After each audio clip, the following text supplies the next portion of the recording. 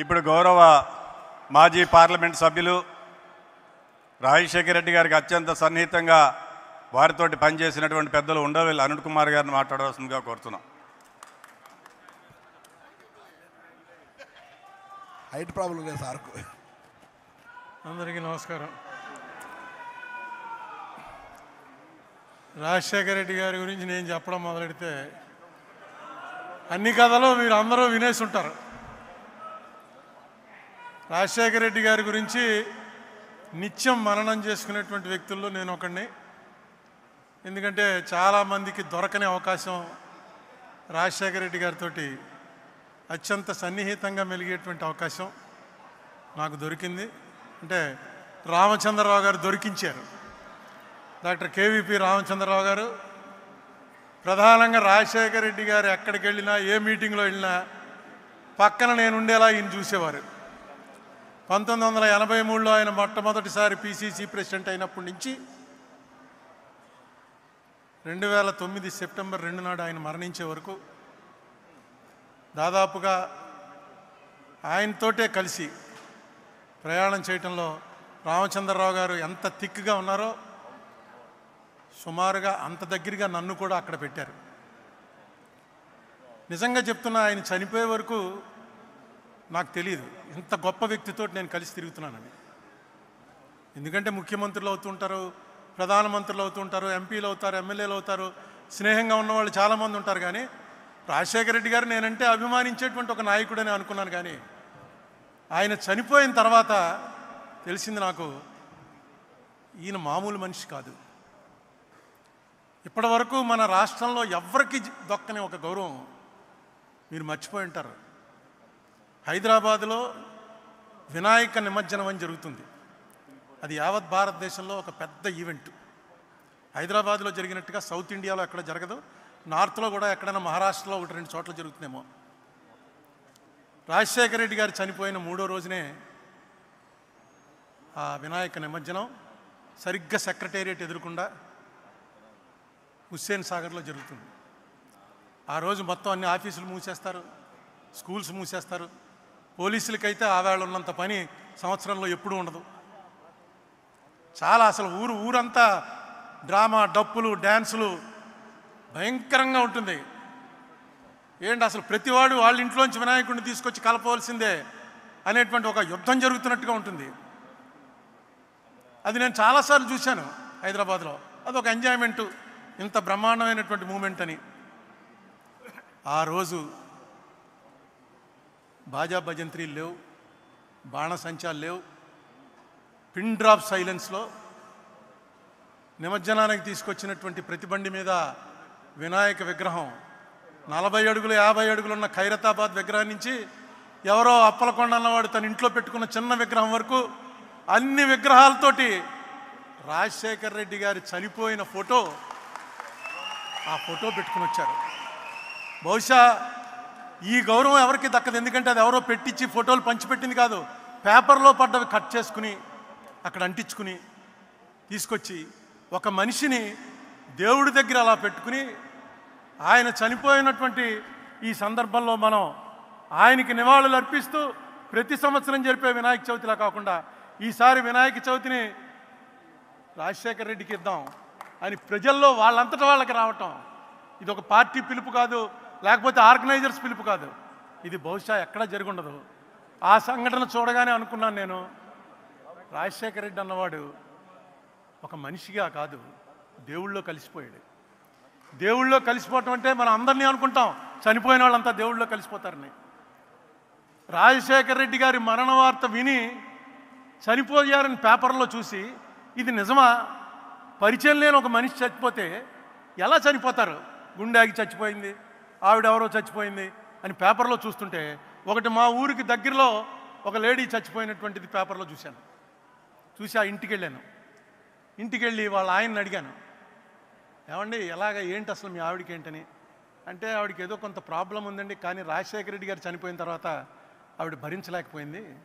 ఏంటి రాజశేఖర రెడ్డి గారు మాకు క్లోజేగా, ఏంటి అంత భరించలేకపోయింది, ఏం జరిగింది, ఎందుకు ఆవిడ చనిపోవాల్సి వచ్చింది అంటే ఆయన చెప్పాడు, ఆయన కొడుకున్నాడు అక్కడ 4 ఏళ్ల వాడు.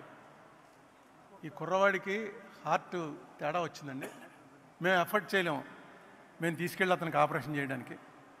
రాజశేఖర రెడ్డి గారు ఒక స్కీమ్ ఏదో పెట్టాడు, ఆయన మేము కలవలేదు కూడాను.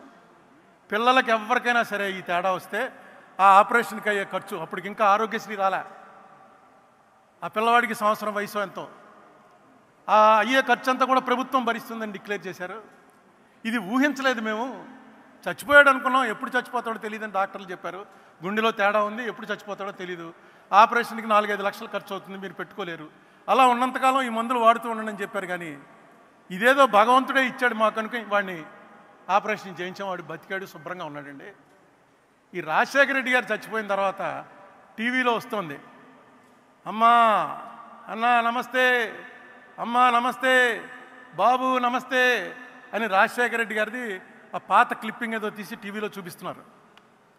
ఈ కుర్రాడు 3 చక్రాల సైకిల్ ఎక్కి అమ్మా నమస్తే, బాబు నమస్తే. అతనికి రాజశేఖర రెడ్డి తెలీదు, ఆపరేషన్ గొడవ తెలీదు, వాళ్ళ అమ్మ గొడవ తెలీదు, నాన్న గొడవ, ఎందుకు బతికాడో తెలీదు. ఆ టీవీలో చూసింది సైకిల్ తొక్కుతూ రైమని సైకిల్ తొక్కుంటూను అమ్మా నమస్తే, నాన్న నమస్తే అని అంటుంటే చూసి ఏడ్చి ఏడ్చి బెంగ పెట్టుకుని మేము తీసుకెళ్ళామండి హాస్పిటల్కి. కానీ పని జరగలేదు, పోయింది. కొడుక్కి ప్రాణం పోసిన రాజశేఖర రెడ్డి ఇంత అర్ధాంతరంగా పోతాడని ఊహించలేదు. మేము కూడా అనుకోలేదు, బాధపడుతోంది, ఏడుస్తోంది, కానీ ప్రాణాల మీదకి వచ్చింది అది మేము అనుకోలే. ఆఖరిన హాస్పిటల్కి రష్ చేసేటప్పటికి లేదండి ప్రాణం పోయిందన్నారు. నిజంగా అది మేము కూడా ఊహించలేకపోతున్నాం. ఏ జబ్బు లేదు, వయసు చూస్తే 40 ఏళ్ళు, లేటుగా పుట్టాడు, ఒకడే కొడుకు, వాడు చచ్చిపోతాడా అనేటువంటి దీంట్లో ఉన్నప్పుడు రాజశేఖర రెడ్డే ప్రాణం పోశాడు. ఆ రాజశేఖర రెడ్డి హెలికాప్టర్లో బయలుదేరట చచ్చిపోవడం కూడా ఒక రోజంతా ఈ రాష్ట్రం మొత్తం ఏడిచింది, పార్టీలు మర్చిపోయి ఏడిచింది. గుళ్ళో, మసీదుల్లో, చర్చిల్లో ప్రార్థనలు చేసుకున్నారు. ఆర్గనైజ్డ్ కాదు, ఎవడ మట్టుకోడు దండం పెట్టుకుని రాజశేఖర రెడ్డిని బతికించే బాబు, ఒక్కటే అడుగుతాను, రాజశేఖర రెడ్డిని బతికించే చాలని. ఇలాంటి చావు బహుశా భగవంతుడు ఎవరికైతే నిర్దేశిస్తాడో అలాంటి వాళ్ళకే వస్తుంది. ఒక మనిషి వెళ్ళిపోతూ ఎంత ఇంపాక్ట్ పెట్టి వెళ్ళాడంటే మన మీద, ఎలాంటి ముద్ర కొట్టి వెళ్ళాడంటే మన మీద, బతికితే ఎలా బతకాలరా అనేటువంటి ఒక మెసేజ్ ఇచ్చాడు. అతను ఇందాక పళ్ళంరాజు గారు చెప్పినట్టు జీవితం అంతా అసమ్మతే, ఎవరుంటే వాళ్ళతో ఫైటింగే, ఎవరుంటే వాళ్ళతోటి దా కమాన్ ఛాలెంజ్ అని. అటువంటి మనిషి 2004లో ఆయన సీఎం అయ్యాక ఒక్క అసమ్మతి లేదు, ఎవ్వరూ ఆయన మీద నోరెత్తలేదు. కాంగ్రెస్ పార్టీలో అలా ముఖ్యమంత్రి ఉండటమే చాలా గ్రేట్. ఎలా ఉండగలిగాడరా అంటే ఒకే ఒకటి, ఎవరు వచ్చినా ఒక నవ్వు, ఆ నవ్వు ఎవరికి రాదు, అదిగో ఆ నవ్వు ఎవరికి రాదు. ఆ నవ్వు నవ్వడం, భుజం మీద కొట్టడం. రోజుకి ఎంతమందిని చూసేవాడో తెలియదు మనకి. పొద్దున్నే వచ్చిన జనాల్ని టెంట్లో, మిగతా మాలాంటి వాళ్ళందరినీ తలుపు దగ్గర ఇలా నిలబడేవాడు, తలుపు ఇలా తీయటం, బయట 50-60 మంది ఆయన్ని నమస్తే అండి, ఏయ్ నువ్వురా అన్నాం, లోపలికి కూర్చోడాలు ఏమీ లేవు. లోపల రాగానే ఏంటి అది కాదండి అంటే, అది కాదు కాగితం తెచ్చావా, కాగితం తెస్తే కాగితమే అన్న, కాగితం తీసుకోవడం. ఆ కాగితం తీసుకున్నాడు ఆయన అంటే అయిపోయినట్టే, 90% పని అయిపోయినట్టు. ఒకవేళ అది అవ్వకూడని పని అయితే మొన్నటి పొద్దుటికి మనకు మెసేజ్ వచ్చేస్తుంది. ఇలాంటి నెట్వర్క్ ఆయన ఎప్పుడు ఏర్పాటు చేసుకున్నాడో, ఎవరితో డిస్కస్ చేశాడో ఎవరికి తెలియదు. ఈ రామచంద్రరావు గారి ఆఫీస్ ఎక్కడో ఉండేది, రాజశేఖర రెడ్డి గారి ఆఫీస్ ఎక్కడో ఉండేది. ఎప్పటికప్పుడు ఇక్కడ ఏం జరుగుతుందో అక్కడికి తెలుసు, అక్కడ ఏం జరుగుతుందో ఇక్కడికి తెలుసు. బహుశా డెలిగేషన్ ఆఫ్ పవర్స్ అనేది తెలుసున్నటువంటి, నేను చూసిన వాళ్ళలో ఇంత బ్రహ్మాండంగా తెలుసున్నటువంటి ముఖ్యమంత్రి కానీ నాయకుడు కానీ మరొకరు లేడు. ముఖ్యమంత్రులు అవుతూ ఉంటారు, పోతుంటారు, కానీ నాయకుడు అనేవాడు అవ్వటం చాలా కష్టం. రాజశేఖర రెడ్డి ఒక నాయకుడు. రాజశేఖర రెడ్డితో 20 సంవత్సరాల పాటు ఏ పదవి లేకపోయినా అనేక మంది ఆయన వెనకాల వెళ్ళారంటే ఆ ఫేస్లో ఉన్నటువంటి ఆ గ్లామరు, నీకు కష్టం వస్తే నేను నిలబడతాను రా అనేటువంటి ఒక మెసేజ్ చెప్పకుండానే ఇచ్చేవాడు. ఎవరికి ఆ మాట అనేవాడు కాదు.